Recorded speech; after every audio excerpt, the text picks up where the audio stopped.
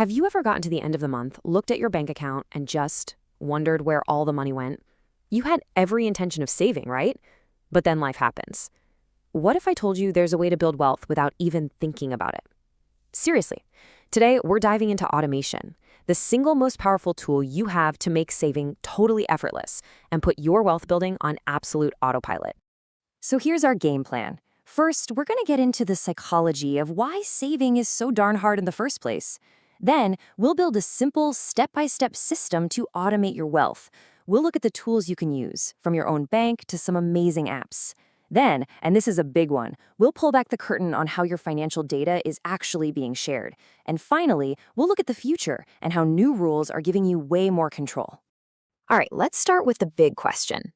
We all know we're supposed to save money, so why is it so incredibly difficult to actually do it consistently?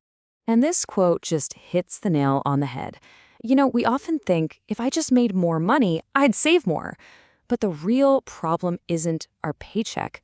It's our own brain.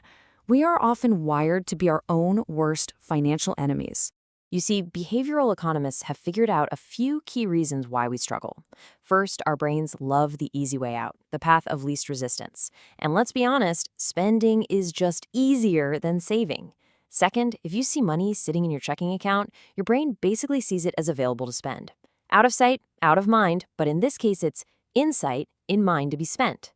And finally, willpower, it's like a battery. It drains throughout the day, and by the end of the month, it's often totally empty. This really shows the simple mindset shift that changes everything.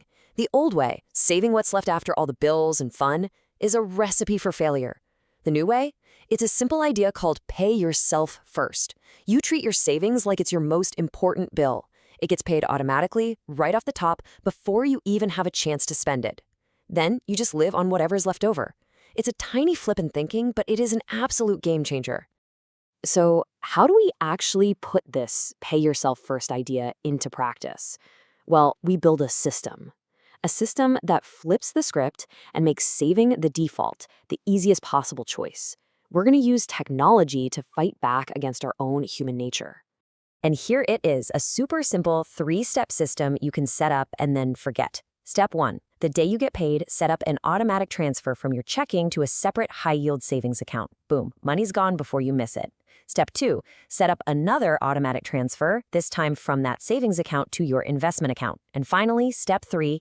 Inside your brokerage, set up an automatic investment that regularly buys shares of a low-cost ETF or index fund for you. This totally removes emotion from investing and lets you take advantage of dollar-cost averaging, which is just a fancy way of saying you buy consistently, smoothing out the market's ups and downs over time. And hey, you can use this automation superpower for literally all your financial goals. Your emergency fund? That's priority number 1. Put it on autopilot. Your 401k at work? You have to automate enough to get that full company match. It's literally free money. You can also automate contributions to an IRA, a regular brokerage account, and even things called sinking funds for those bigger expenses you know are coming, like a vacation or new tires for the car. Okay, so you're on board with automation. Fantastic. But what tools do you actually use to make all this happen? Let's get practical and open up the toolkit.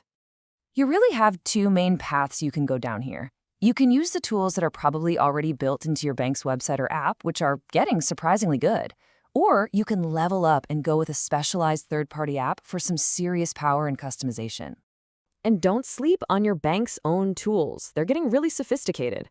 Ally Bank, for instance, has buckets that let you visually separate your savings for different goals. Capital One has a slick subscription manager to find all those sneaky recurring charges you forgot about. Huntington has a look-ahead calendar to see your future cash flow.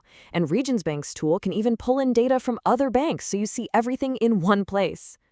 But if you want to get really serious, especially if your finances are a bit more complex, then a dedicated budgeting app is definitely the way to go. So, which app is for you? It really depends on your personality. If you're on a tight budget or crushing debt, YNAB is like a personal coach. Monarch Money is an automation beast, perfect for complex finances, and it can even break down what you bought in that giant Amazon order. Quick and Simplify has incredible reports and a cool watch list to keep an eye on problem areas. And Every Dollar is fantastic if you're just getting started and want a simple hands-on approach. Okay, now for the part that's kind of like a magic trick. You pick one of these apps, you link your bank account, and poof, your whole financial life is right there. But have you ever stopped to wonder how that actually works? How does an app like YNAB get your transaction data from Chase or Bank of America? Well, it's not magic. It's a hidden layer of technology working behind the scenes. This magic happens through a hidden middleman called a data aggregator. You've probably heard of the big ones, like Plaid or Yodlee. They act as a secure digital bridge. When you link your bank to a budgeting app, you're actually giving one of these companies permission to go to your bank, grab your data, and deliver it to the app. Now, there are two main ways this bridge can work. The old school way is called screen scraping. This is where you literally give the aggregator your bank username and password. Yikes. It's less secure and can give them way too much access. The new, much better way is through something called an API. Think of it as a secure, direct pipeline between your bank and the app. With an API, you never, ever share your password, and you get to approve exactly what data gets shared. So the takeaway here is not to be scared, but to be smart. You need to be aware of the risks. You might not even realize you're giving your login info to a third-party company, and your data could potentially be used in ways you didn't expect.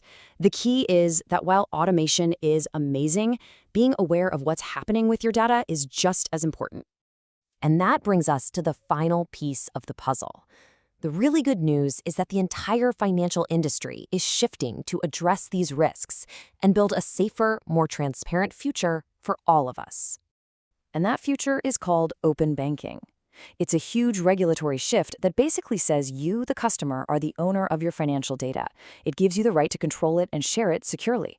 It forces banks to build those secure API connections we talked about, which will eventually make risky screen scraping a thing of the past.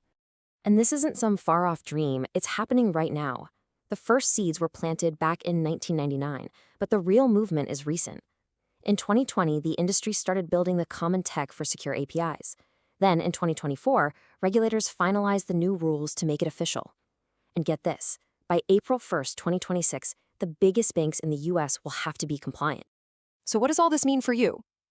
It means that all of these incredible automation tools we've been talking about are only going to get safer, more transparent, and even more powerful. You can and should build that system to pay yourself first, but you should do it with your eyes wide open, understanding the technology that makes it work, and knowing the rights you have as a consumer. Which leaves us with one last big question. As your financial data becomes more accessible and more powerful, who really gets to have the final say over your financial story? The answer, more and more, is you.